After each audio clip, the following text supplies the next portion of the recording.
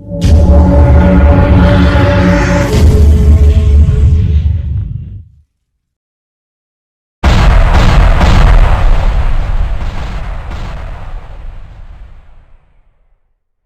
identified as mentally retarded, put back from the 5th grade into the 4th grade, and stayed in that category until I got out of high school.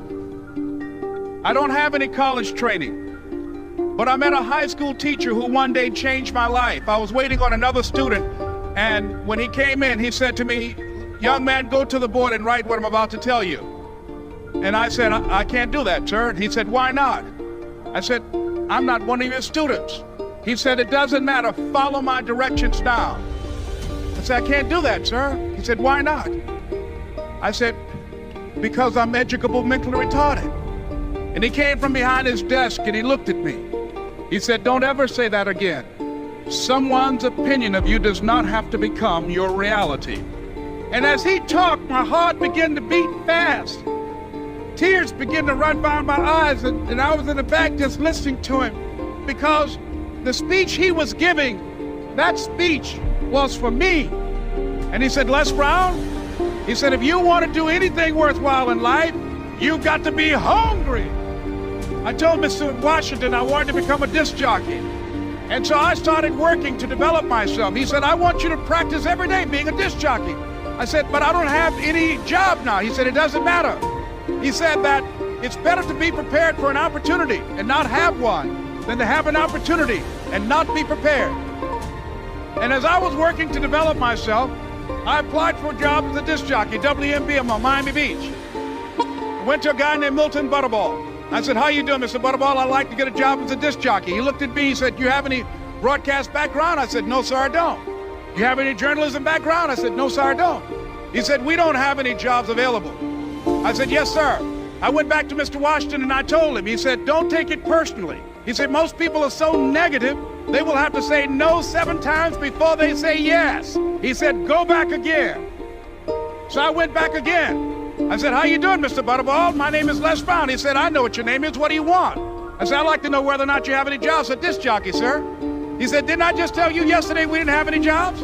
I said, "Yes, sir, but I know whether or not somebody got laid off or somebody was fired, sir." He said, "No one was laid off or fired. Now get on out of here." I came back the next day like I was seeing you for the first time. I said, "Hello, Mr. Butterball, how are you?" He looked at me with rage. He said, "Go get me some coffee." I said, "Yes, sir." And I went to get him some coffee. After a while, I would give them lunch and dinner, and I would go in the control rooms and take the disc jockeys their food, and I would not leave until they would ask me to leave. One Saturday afternoon, while I was at the radio station, a guy named Rock was drinking while he was on the air. I was the only one there, looking at him through the control room windows, walking back and forth, young, ready, and hungry.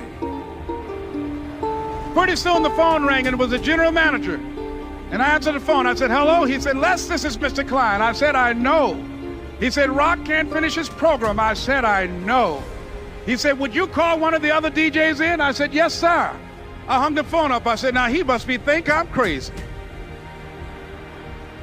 I called my mom and my girlfriend, Cassandra. I said, "Y'all turn up the radio and come out on the front porch. I'm about to come on the air." I waited for about 20 minutes, and I called him back. I said, "Mr. Klein, I can't find nobody." He said, "Young boy, do you know how to work the controls?" I said, "Yes, sir." He said, "Go in there and don't say nothing here." I said, "Yes, sir."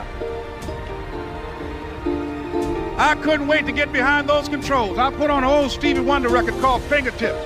I sat down behind that turntable. I said, "Look out, this is me, LB Triple P. Les Brown, your platter playing papa. There were none before me, and there will be none after me. Therefore, that makes me the one and only. Young and single and love to mingle, certified, bona fide, indubitably qualified to bring you satisfaction, a whole lot of action. Look out, baby, I'm your love man." I was hungry. I was hungry. You gotta be hungry. Begin to know that you have greatness within you. And if just one of you here begin to envision yourselves as being blessed and highly favored to reach your goals, if just one of you capture the essence of what that means, that you have greatness within you and a responsibility to manifest that greatness. That you can make your parents proud, you can make your school proud, you can touch millions of people's lives, and the world will never be the same again because you came this way. It was hard, ladies and gentlemen, coming to speak to people. And I was facing financial difficulties in my own life. I was behind on my bills and my dreams, and I'm saying to them, you can live your dream. It was hard, ladies and gentlemen. It was very difficult to pick myself up each day believing that I could do it. There were times that I doubted myself. I used to ask myself, can I do this? And something said within me, you're the one.